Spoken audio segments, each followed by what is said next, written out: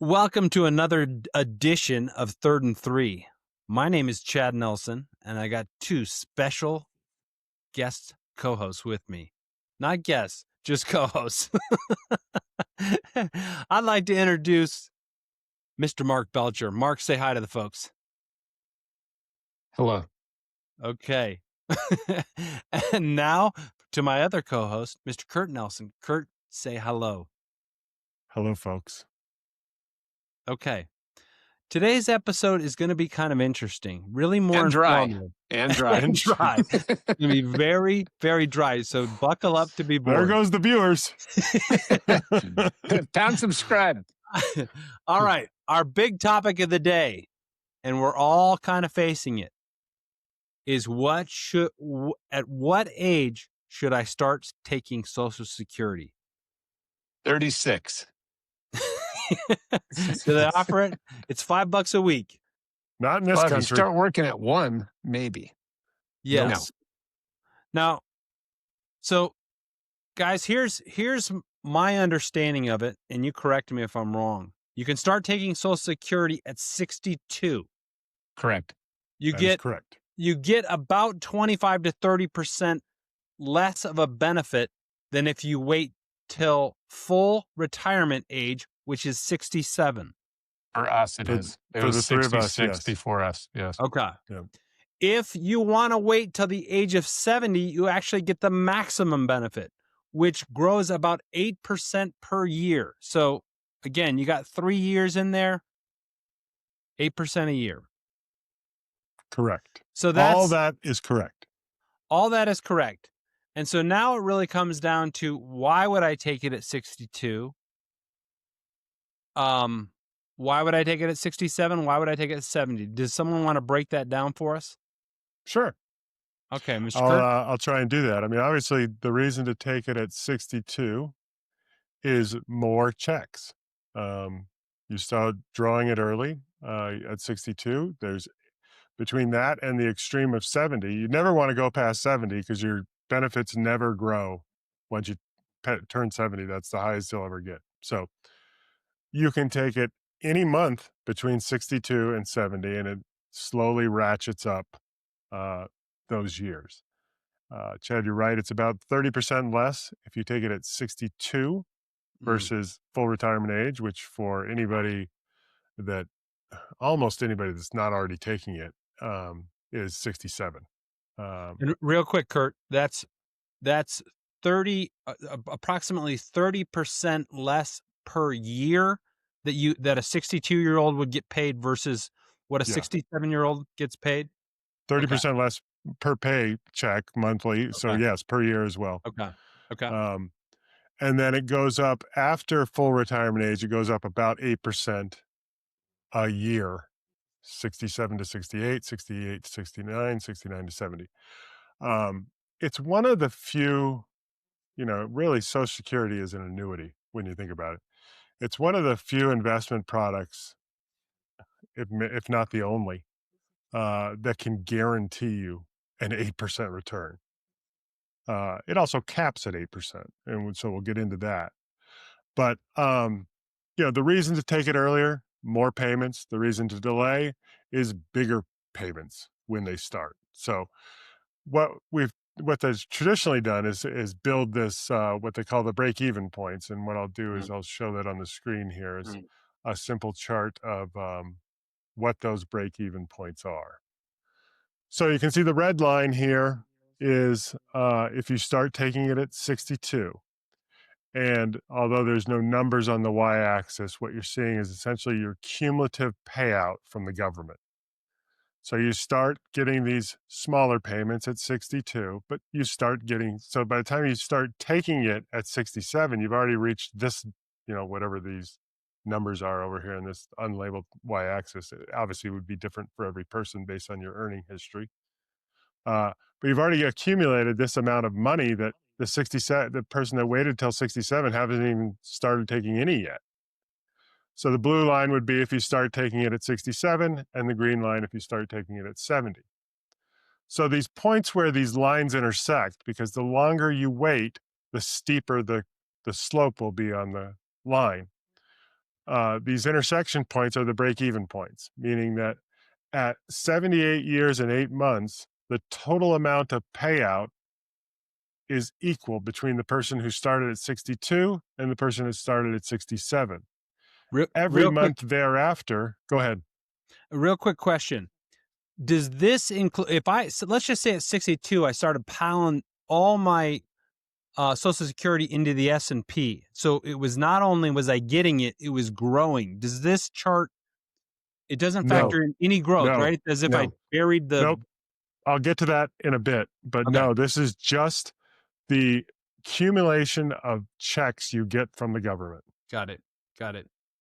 So Social Security, on top of being them going at least from 67 to 70, I don't think it's quite 8% between 62 and 67. I think it's closer to a 7% increase. But on top of those increases, Social Security is also one of the few, well, not one of the few, one of less than all of the annuities that's indexed to inflation. So even if I start at 62 and just for easy math, say I was getting $1,000 a month, every year that amount gets ratcheted up by the cost of living adjustment that the Social Security Department calculates. I think it was 3% this year, I think. Yeah. So even if you go 30 years, while you're in retirement, that payment's going to be substantially larger 30 years in than what it started at, even though the real payment never goes up. It's indexed for inflation. So it goes up by the amount you delay the decision, and all three of these go up by the inflation rate as soon as you start taking it. So the break-even point for 62 versus 67 is 78 years, 8 months. Okay. The break-even point between 67 and 70 is 82 years and 6 months. So somewhere in between 78 and a half-ish years and 82 and a half-ish years, you'll find these break-even points that says the total amount of dollars that I've collected from the government become equal at these points. And so historically, most people, when they do this analysis, just treat it as a math question of that. How much can I get from the government, and how long do I think I'm going to live? And if I think I'm going to live past those break-even points, then I should delay. So that's There's a the thing. different- Most people don't live into their 80s, right? I mean, I think if a male age 60, what do you think the average life expectancy is? Is it probably 76? Actually, if you reach the age 60, your chances of getting to 80 are actually not bad. The average age doesn't get to 80 because there's a lot of people that die, Yes. early in In life. 40s or whatever. Yeah. Yes. If you look at a married couple, the average is, of one of you reaching 80 is pretty dang good. Yes, with good So- health. Like you don't have cancer or diabetes. Or, Right, Yeah. But, the chart that I just showed really is for those people that just treat it like a math equation. It becomes more than that. And historically, I've always thought I'm going to wait till 70 because it's a great hedge for me against living to 120 or 100. In that I want to get the largest payment such that if I have this longevity risk of potentially outliving my money because I just, the medical costs start building as I get older and I keep living and the medical costs keep building and I keep living, and that it was a better hedge against that. I think if I only live to 75, I've saved enough. I don't need Social Security to be my backstop. If I live to 105, there's lots going to happen between now and 105. Or if your spouse does and she's a survivor. Right. The other piece is if she has less than you, then you Right. want to make sure you maximize the greater If you're- number. if you're part of a marriage and one of you earned substantially more than the other, then when the larger wage earner dies, the surviving spouse gets to take the larger Social Security benefit. So it behooves the larger one, the larger payment, to wait as long as possible so that the surviving spouse gets the most amount of money, because they're also going to have, when one of you dies, taxes become a real thing, because you're no longer, jointly filing taxes. You're filing as a single, and you start throwing in some decently large required minimum distributions in your late 70s and as a single person, and taxes can become a real problem. So I had always thought, I think my wife's going to live longer than me, all other things being equal. And I wanted to protect 95 to 100 or 90 to 100 as a longevity risk. Now, I recently watched an episode of, I think their YouTube channel is called Retirement Nerds. But Chad, this gets into a little bit Sounds what you were riveting. saying. What? Sounds riveting. Nerds. It gets into, well, all that break-even chart I just showed you was based on just the total dollars you get. If you take it earlier, you're theoretically going to have to consume less of your portfolio, and that portfolio will stay invested. So depending on what rate of return you assume on that portfolio that you've left sit because you're spending more Social Security and less of your portfolio, those break-even ages push out to the right. And if you assume a high enough rate of return, they never intersect. So taking it early, let's say, if you could assume I can make 8% on my money on average, I think it was 8% that they talked about. They never intersect. So 62 would be the best choice, and leave your money in the market if you think. Now, but here's the thing that I touched on a little bit earlier is that, that's if you think that's going to, it's still a gamble. The one thing about Social Security and delaying and getting that 8% is that's guaranteed money. There's not a lot of guarantee 8% anywhere in the, any investment. I just saw a stat. The average return of the S&P 500 is like 8.8% over the last 70 years. And it's only hit 7, 8, or 9% return for a year. So basically right in that range, like 3 times. Yeah. So really it's either under 7 or over 9. Yeah. So it's either boom or bust. And if you get a 5-year period where it's 3, you've made the wrong choice. Yeah. Right. I mean, take a look at the last 5 years. It's nowhere near 7 or 8%. It's been 20 or negative 20. Yeah. That's right. Yeah. So you don't know.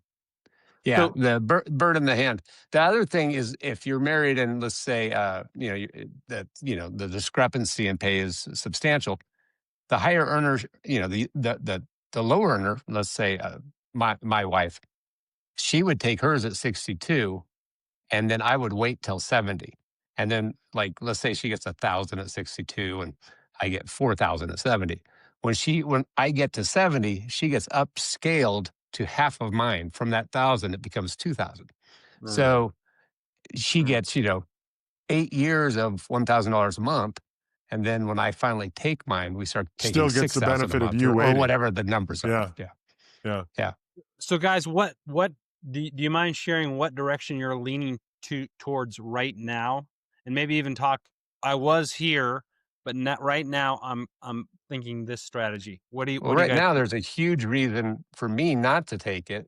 I'm only 59 as of yesterday.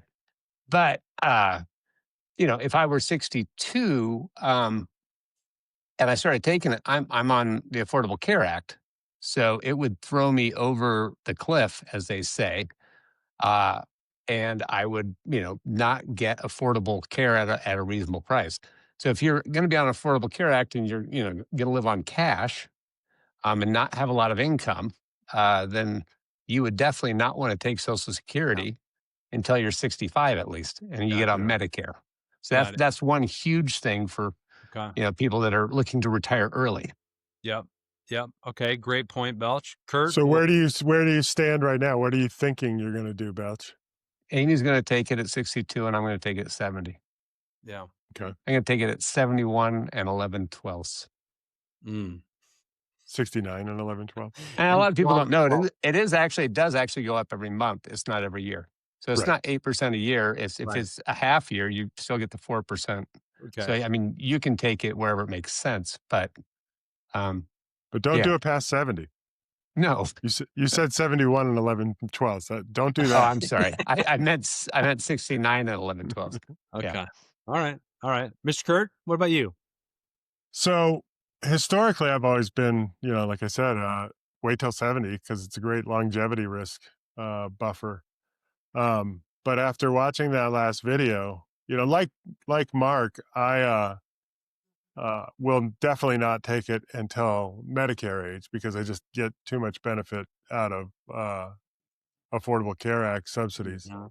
Um, but I also think I want to use some years of 65 to whatever age to do some bigger level Roth conversions and not have it not so big that it's going to affect my Medicare costs via IRMA, but that's another reason I was going to wait till 70 is you got 5 years there between Medicare at 65 and taking it at 70 where I can do some pretty substantial Roth conversions and not have it affect the rate I pay for Medicare.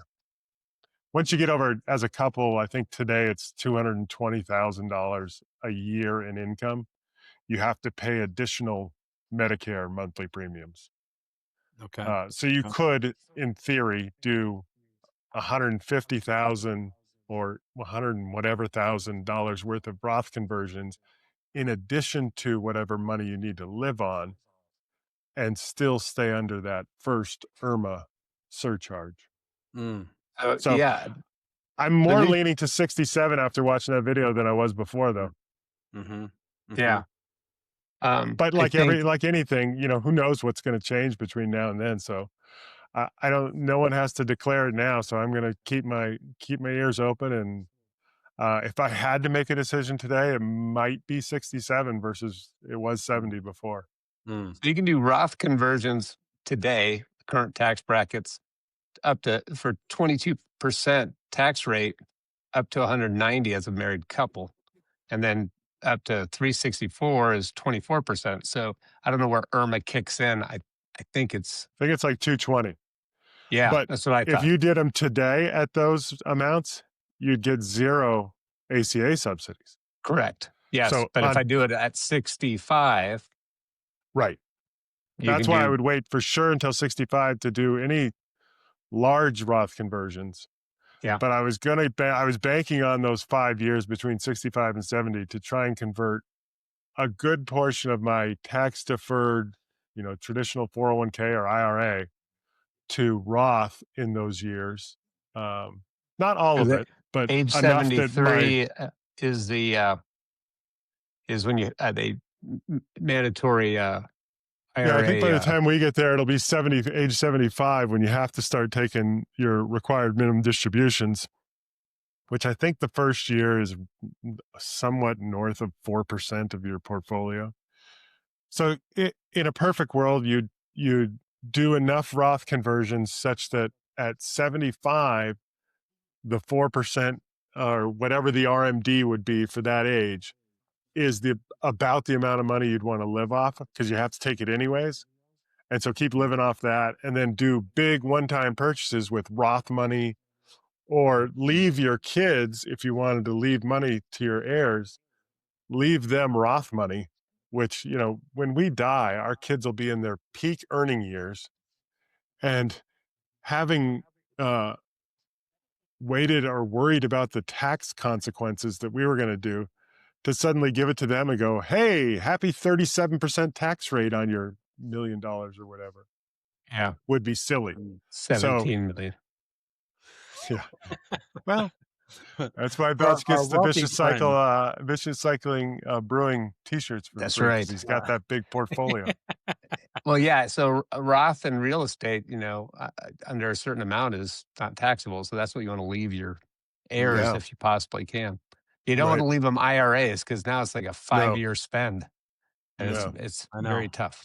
And Exactly. like I just said, they're going to be in their top tax bracket probably in their entire life and have to Yeah, take out over a short period of time all that money. Yeah. yeah. That's 17 million divided by 5 years is a lot. Yes. All right, guys. Yes. Well, I'm gonna wrap it up. Thank you, Kurt and Mark, for the great insight. For those people that are facing this decision, give it some thought because, again, like Kurt and Mark mentioned, there are a lot of options out there, and depending very much specific on your situation, one route might be better than another. So, anyways, I'm gonna wrap it up. That's it for Third and Three. We thank you for joining us, and we'll see you next time. Thank our sponsors. Hyundai and Vicious Brewing.